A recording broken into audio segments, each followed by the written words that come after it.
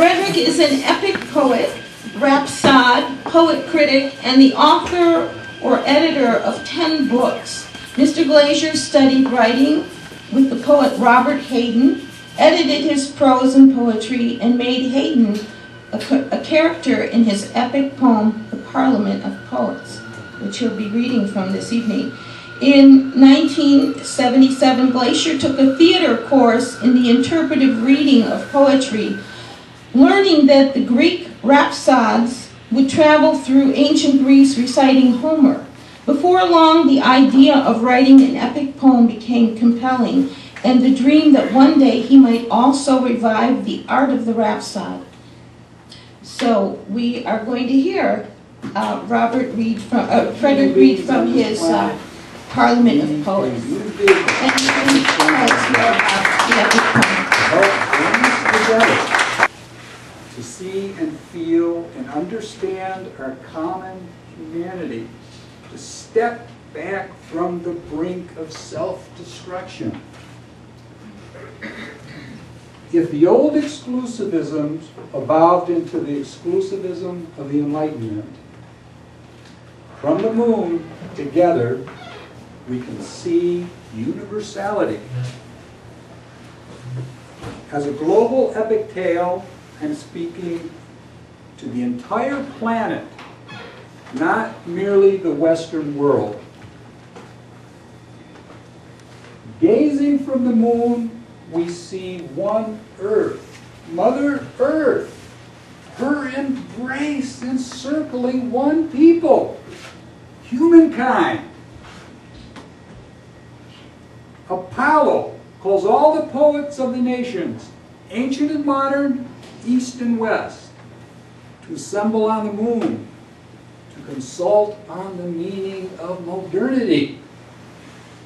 The Parliament of Poets chooses one of its own, the main character, the poet of the moon, and sends him on a journey to the 7 continents to learn from all of the spiritual and wisdom traditions of humankind, on Earth and on the moon.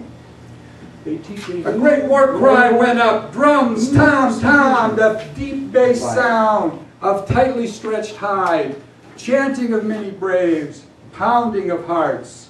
Clearing a space, poets made room for a young Lakota Indian brave, strong and virile, raising a hoop before him, dancing the hoop dance of his people, the hoop dance of all the peoples of Mother Earth, far above. All the peoples of far above, while all stood round, the poets and seers, shamans and singers, griots and troubadours, bards and rhapsodes, watching him pounding moon dust, mesmerized, for he danced in another world, the world, as it were, of the moon. Behind him all could see the hoop of the earth, beyond the hoop of the moon, within the hoop of the moon's own hoop, the hoop of our rotating solar system, the hoop of the spiraling Milky Way, the hoops of the innumerable galaxies, the hoop of the endless universe. His long braids spun with the planets, spinning on their axes as he weaved in and out and through 9 hoops, and the pounding of the drums pulsed through the arteries of the universe. First one way and then the other, his moccasins dancing through moon dust, feathers proudly worn, hide loincloth, pipe bone breastplate and headdress, transfixing everyone by the power of his dance. Seen by all, an even more astounding sight took place as he slowly changed into an ancient medicine man. Standing proud and noble, holding a sacred poop stick, a medicine wheel with 7 feathers suspended from it. The youth was gone. Black Elk stood before us. Behold the earth, he commanded, gesturing with his poop stick, directing our gaze, rising like a hoop of many peoples. It is holy, being endless, broken like a ring of smoke. The broken hoop begins to heal, to encircle the Indian nation, All nations once again heal. All the universe seemed to listen. In a sacred manner, wide as starlight, though broken and scattered, Black Elk moved toward me. Lifting his coupe stick to earth, the holy tree will heal and flourish. Poets and shamans, bring the people back into the sacred hoop, that they might walk again the red road in a sacred manner, pleasing to Wankatanka, the great mystery, Gitche Manito, the great spirit, the great Father beyond all the names of my people, the spirit of the universe. Looking out over the sea of tranquility at the sea of faces following his every word, Black Elk said, though nations are in despair, teach this poet your strong medicine, that he might help mankind walk the good road again.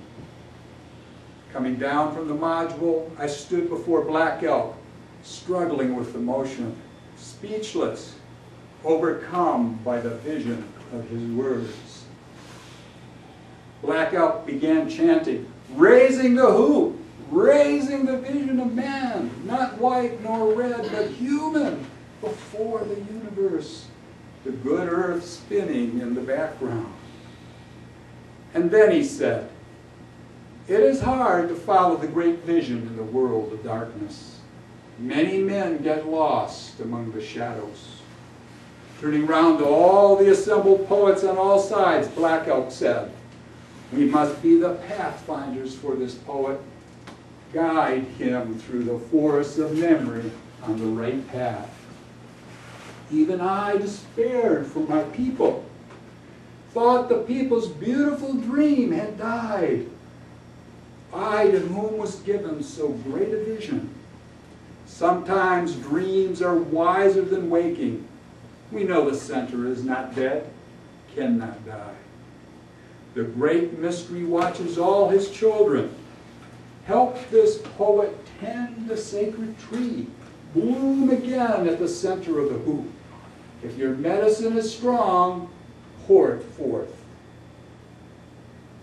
And then from the Indian hunting party, another chief stepped forward, Chief Seattle, in full regalia, a headdress of eagle feathers and brocade flowing down behind him. Standing next to Black Elk, Chief Seattle said, gazing at our planet, every part of Earth is sacred to our people. Pine needles and sandy shores, dark woods and meadows, the humming insect and the howling wolf, all are holy. The earth is our mother. What befalls her befalls the sons of earth. Earth does not belong to man. Man belongs to earth. The great mystery has woven this web. Man is but a strand within it. Our God is the God of all people. The earth is precious to him. To harm the earth is to heap contempt upon him. We must preserve the land for all children. There is only one God, and we are brothers after all.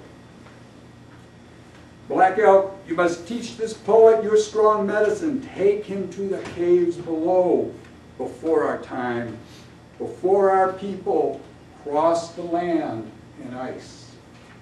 Into the deep caves of the past, as into a sweat lodge he must go.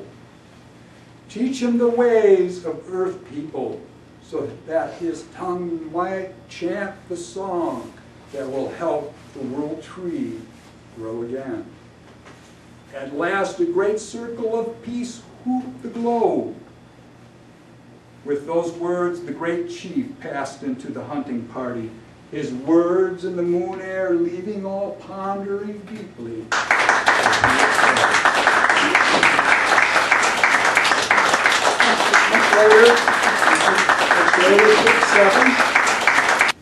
With the poet-prophet Job on the moon and the poet of the moon. Job replied, we're not letting him off. Our sins are nothing compared to his.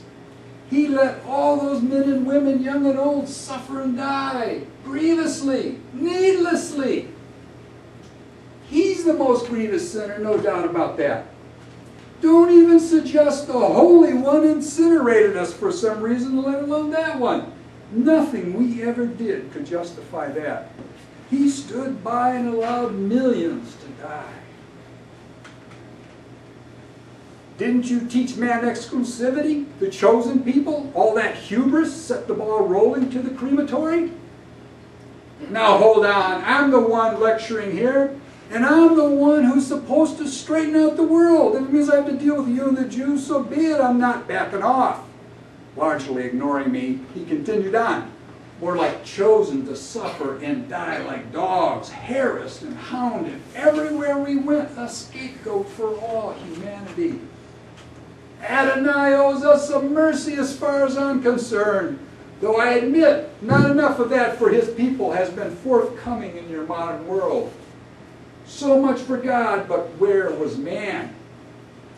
Why didn't the Christian nations do something? For decades they all conspired to prepare the way for the slaughter. Where were they? Guiltless are you? Going easy on yourselves? What about Peor? And I shot back at him. Since he didn't pull any punches with me, I wasn't going to cut him any slack. Off guard again, stammering, Job replied, all right, we made a few mistakes with the Canaanites, but it only proves my point, shaking indignantly. We're human like everybody else.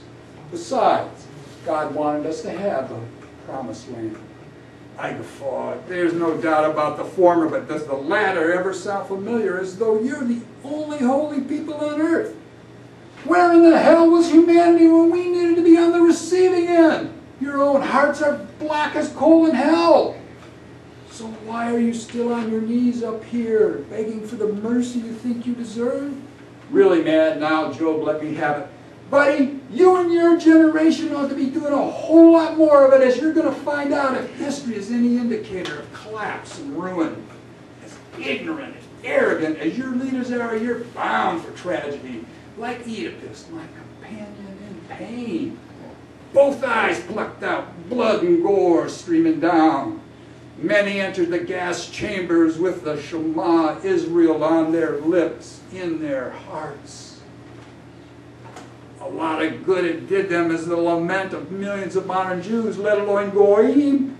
You don't know that.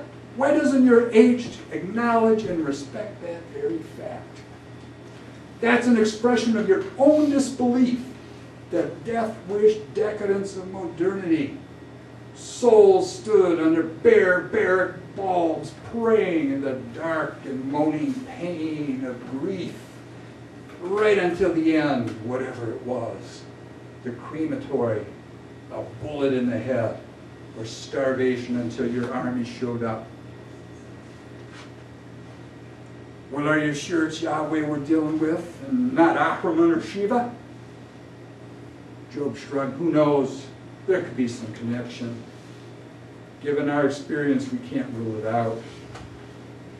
Why is a boy like you worrying about the Jews? What are we to you? Why aren't you out making bushels of money like everybody else? Even the astronauts came up here for things, moon rocks, not ideas and poetry. No percentage in that, to quote your master. Job stood up, gazing at me, and gestured toward the module where now stood several poets looking our way. They're waiting for you.